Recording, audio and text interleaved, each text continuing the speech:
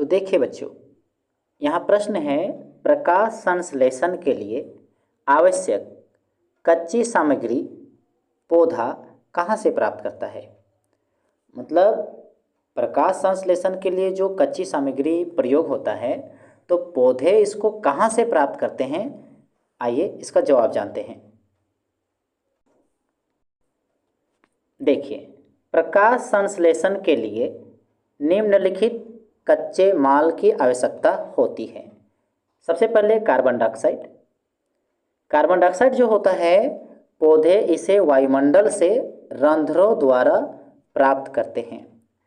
पत्ती में रंध्र होता है, उन्हीं रंध्र से पौधे इसको प्राप्त करते हैं।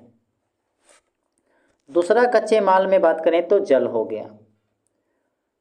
पौधे की जड़ें भूमि से जल को अवशोषित करते हैं और पत्तियों तक पहुंचाते हैं।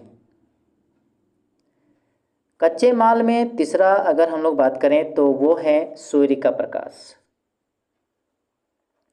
सूर्य की रोशनी जिसे क्लोरोफिल और पौधे के अन्य हरे भागों द्वारा अवशोषित किया जाता है।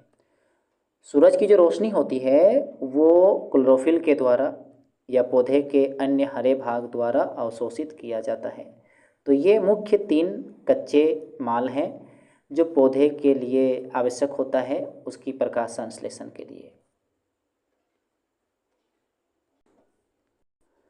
अब प्रश्न है, हमारे आमाशय में अम्ल की भूमिका क्या है। देखिए, हमारे आमाशय में अम्ल स्रवित होता है, तो उस अम्ल की क्या भूमिका है। तो आइए इसका जवाब जानते हैं। हमारे पेट में एसिड यानी कि अम्ल की भूमिकाएं निम्नलिखित हैं। हमारे पेट में मौजूद हाइड्रोक्लोरिक एसिड, यहाँ अम्ल लिखिएगा, एसिड इंग्लिश में होता है। हमारे पेट में मौजूद हाइड्रोक्लोरिक अम्ल भोजन के टुकड़ों को घोलता है और एक अम्लीय माध्यम बनाता है।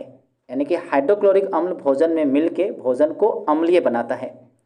इस अम्लीय माध्यम में एंजाइम जिसका नाम है पेप्सिनोजेन पेप्सिन में परिवर्तित हो जाता है, जो एक प्रोटीन पाचन एंजाइम है।